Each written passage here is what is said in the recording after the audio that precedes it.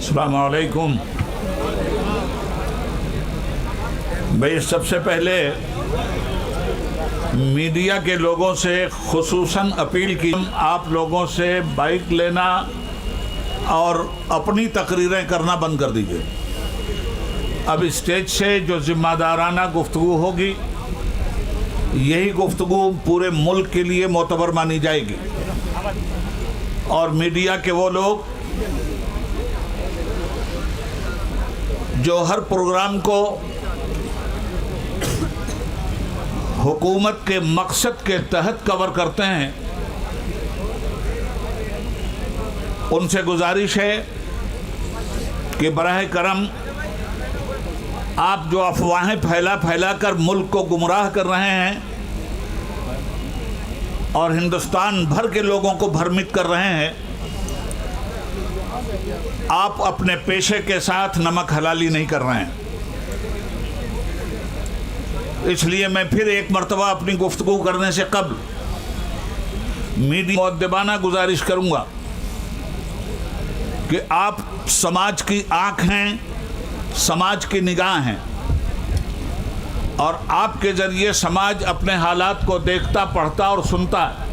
Professional duty पूरी करने के बजाय समाज को गुमराह करेंगे, समाज को भ्रमित करेंगे, समाज में नफ़रत का माहौल पैदा करेंगे, तो आप अपनी ड्यूटी पूरी नहीं कर रहे हैं, बल्कि अपनी ड्यूटी से खुली हुई गद्दारी कर रहे हैं। मेरा ख्याल ये है कि ये मैसेज तभी लोगों तक पहुंच गया। अब कुछ ज़रूरी बातें मैं आपकी खिदमत में पेश करना जा रहा हूं। बिस्मिल्लाहिर्रहमानिर्रहीम। किसे खबर थी बहार आते ही फूल रंगी कफन बनेंगे, खबर थी बहार आते ही फूल रंगी कफन बनेंगे, कदम कदम पर रविश रविश पर चमन में दारो रसन बनेंगे। न होता गुलची का लब पे शिकवा, न करते रहे तलब में यकीन था किसको कि होगा एक दिन ये सानहा भी, रुकेगा मंजिल पे कारवां जब तो राहबर राहजन बनेंगे। मोहतरम हजरात, मुशान विशाल धरना all India Muslim personal law board के तहत दीगर मिली तंजीमों की पूरी हासिल करते हुए अपनी बात सेंट्रल हुकूमत तक पहुंचाना चाहता है। एक हंगामे महशर हो तो उसको भूलूं, सैकड़ों बातों का रह रह के ख्याल आता है। दुनिया की सबसे बड़ी डेमोक्रेसी हिंदुस्तान का संविधान मुल्क के हर बाशिंदे को तहफ़्फ़ुज़ात के साथ अपने धर्म और कर्म, रहन और सहन के साथ जीने और खुलकर जीने की पूरी आज़ादी, ख़ास तौर पर माइनॉरिटीज़ के लिए बहुत सेंसिटिव जहन रखता है। इसीलिए मुल्क का संविधान बनाने वाले दानिश्वरों ने 1947 से लेकर 1950 तक ये महसूस का आवाज़ को दबाने में कामयाब हो जाती है। इसलिए अक़लियत की आवाज़ को दबाया ना जाए और उनके हक हुकूक पर किसी तरह से अलग से माइनॉरिटीज़ के लिए कुछ सेक्शन कायम किए और कुछ दफ़ात और आर्टिकल्स ऐसे रहे जिसमें ये बात लेके कन्याकुमारी की सरहदों तक और गुजरात की वादी से लेकर बंगाल की खाड़ी तक मुकम्मल दात, हमारा निकाह, हमारा ब्याह, हमारा तलाक, हमारा मुहस्बा, हमारा वक्फ, हमारे मज़हब के जितने भी कवानीन हैं, सारे कवानीन के तहफ़्फ़ुज़ के लिए मुल्क के संविधान ने गारंटी दी है। मुल्क में हुकूमत सेकुलर होगी, ये भी मुल्क के संविधान का एक फ़ैसला है।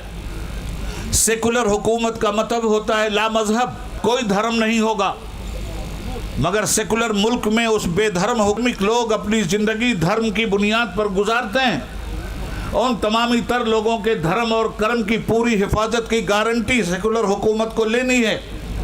और जहाँ किसी मजहब के अंदर किसी दूसरे ने अगर रुकावट पैदा की तो ऐसी सूरत में हुकूमत की जिम्मेदारी है कि कानून उसके गिरफ्तार। जहाँ हमारी और सारी चीज़ें हैं उसमें ये वक्फ की जायदादें हैं।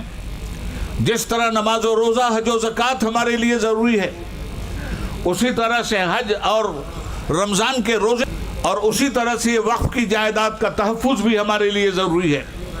सबसे पहले 2 मिनट में मैं ये बात साफ कर देना चाहता हूँ कि वक्फ की जायदाद का बैकग्राउंड क्या है। हिंदुस्तान के मुसलमानों ने अपनी जायदाद खुदा के नाम पर वक्फ करते हुए मुसलमानों के हवाले किया। मस्जिद के लिए, मदरसे के लिए, कब्रिस्तान के लिए, दरगाहों के लिए, इमाम बाड़ों के लिए, ईदगाहों के लिए। वक्फ के कानून को हिंदुस्तान के संविधान ने इतनी मजबूती दी है कि जो चीज़ें वक्फ हो चुकी हैं उन्हें न मुसलमान ख़रीद सकता है न गैर मुस्लिम, न मुसलमान उन पर कब्ज़ा कर सकता है न गैर मुस्लिम और न हुकूमत। मगर मुल्क के इस कानून की धज्जी इस तरह से उड़ाई गई, वक्फ की जायदाद पे कब्ज़ा और तसल्लुत जमा कर हमें शर्मिंदा किया। हुकूमत को ये चाहिए था कि वक्फ तरमीमी एक्ट पेश करने के बजाय जहाँ जहाँ धांधलियाँ हो रही हैं उन धांधलियों को ख़त्म करते हुए मजबूत कानून का शिकंजा उन पे कसे। बजाय इसके हुकूमत ने वक्फ की जायदाद ही को हड़प करने का एक नापाक मंसूबा बनाया। इसलिए में जो तरमीमी बिल लाया गया, उस तरमीमी बिल की कुछ दफ़ात मैं आपके सामने रखना चाहता हूँ ताकि साफ समझ में बात आ जाए कि ये बिल मुसलमानों के लिए हानिकारक क्यों है। पहली बात, कोई भी ट्रस्ट हो हिंदुस्तान में, मंदिरों के बहुत बड़े बड़े ट्रस्ट हैं, हमारे सिख भाइयों के गुरुद्वारों के बहुत बड़े बड़े ट्रस्ट हैं, बौद्धिस्ट भाइयों के बहुत बड़े ट्रस्ट हैं। किसी भी ट्रस्ट में किसी गैर से एंट्री नहीं है। सिखों के ट्रस्ट में हिंदुओं की एंट्री नहीं, हिंदुओं के ट्रस्ट में मुसलमानों की एंट्री नहीं। आखिर ये कौन सा कानून है कि आपने जो इस वक्त वक्फ तरमीमी एक्ट पेश किया है उसमें आप ये मुसलमानों के ट्रस्ट में चले गए मगर काली औलादें पैदा करके गए। जो तबाही सफ़ेद अंग्रेज़ों ने मचाई थी वही तबाही आज ये काली औलादें अगर मचाएंगी तो याद रखना चाहिए इन्हें, हमारे बाप दादा ने मुल्क में जो नफरत का माहौल पैदा किया गया है। अब की मर्तबा की होली हम लोग हमेशा होली, दिवाली, ये सारी चीज़ें रवादारी के साथ एक दूसरे के साथ आने वाली काली हुकूमत जिस तारीख आपकी इस बदनीयती को कभी भी माफ़ नहीं करेगी। इससे पहले भी होली आती थी, कभी मस्जिदों पे तिरपाल नहीं पड़ते थे। एक रिपोर्ट पेश करके मैं अपनी बात को ख़त्म कर देता हूँ। होली कोई या